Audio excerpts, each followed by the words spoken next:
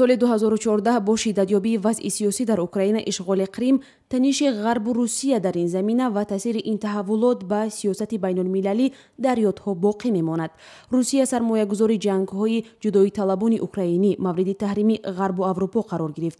Рубли русӣ ба шиддат поён рафт ва ҳамаи ин вазъ ба таври мустақим ба даромади садҳо ҳазор муҳоҷирони корӣ таъсир гузошт, ки дар қаламрави Русия кор карда бахши асосии даромади худро ба хонаводаҳояшон мефиристанд. Тибқи арзёбиҳои Бонки Миллии Тоҷикистон дар нимсолаи аввали соли ҷорӣ ҳаҷми интиқоли пули муҳоҷирон ба кишвар 6% кам шуд. нишондодҳои охири сол аз рӯи арзёбиҳои коршиносон бештар хоҳад шуд. рӯзи 11 январ дар марзи Тоҷикистону Қирғизистон садои тир шунида шуд. ҷониби Қирғизистон гуфт, дар як муҷаррои байни марзбонҳои ду кишвар дасти кам 8 нафар, аксар қирғизҳо ҷароҳат бардоштанд. ин муҷарро оғози як буҳрони чандин моҳа ва сабаби ба таври якҷониба баста шудани марзи ду кишвар шуд.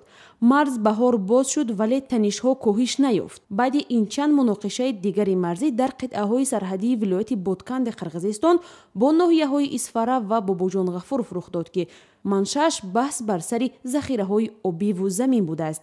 дар ду муҷаррое ки бо дахолати марзбонони мусаллаҳ сар зад, 3 шаҳрванди Тоҷикистон, аз ҷумла як афсари нерӯҳои марзбонӣ кушта ва чанд нафари дигар захмӣ шуданд.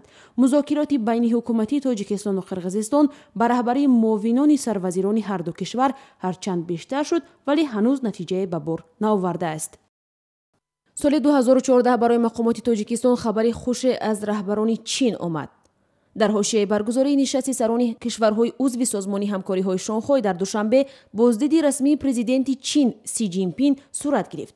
муҳимтарин натиҷа ваъдаи сармоягузории $6 миллиард ба иқтисоди Тоҷикистон дар 3 соли оянда буд. ин азимтарин маблағест, ки Тоҷикистон дар 10 солаҳои ахир дастрас хоҳад кард. дар баробари ин рӯйдодҳои муҳими сиёсӣ, тамоми сол таваҷҷӯҳи ҷомеа ба хусус корбарони интернет дар Тоҷикистон ба силсила муҷарроҳои шаҳвонӣ ва ё ба истилоҳ секс скандалҳо бадномкунии ҳизби наҳзати исломӣ ҷалб шуд. ин муҷарроҳо аз пахши видеоҳои фошкунандаи амволи муллоҳои шаҳватпарасте шурӯъ шуданд, ки зери niqоби табобати мардумӣ ба номуси занон дастдарозӣ мекарданд. нуқтаи ниҳоиро дар ин силсила видеоҳои ба таври махфӣ сабт шуда ишқварзиҳои хонум мегузошт, ки ба таъкиди нотиқи хабари телевизионии виртуалии Нури Наҳзат, як узви ҳизби наҳзати исломӣ аз ноҳияи Восе будааст. шояд пуртаваҷҷӯҳтарин ҳодиса митинги баргузор нашудаи эътирозие буд, ки аз ҷониби аъзои ба истилоҳ созмони гурӯҳи 24 ва Умарали Қувватов тавассути интернет даъват шуд.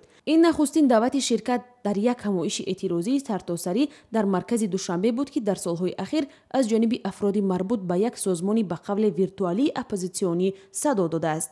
мақомот аз қабл сокинони кишварро аз ширкат дар ҳама гуна ҳамоишҳои машкук ҳушдор доданд ва масъулини муассисаҳои таълимӣ ҳузури хонандагону донишҷӯёнро дар мактабу донишгоҳҳо таҳти назорат гирифтанд. баъдан Умарали Қувватов дар як суҳбат бо Радиои Озодӣ гуфт, ки ҳадафаш омӯзиши афкори ҷомеаи Тоҷикистон буд, ки то куҷо барои эътироз зидди ҳукумат омода ҳастанд. гурӯҳи 24-ро мақомоти Тоҷикистон ба унвони як созмони тундрав мамнӯъ карда, муассисонашро мавриди пайгарди қонун қарор доданд.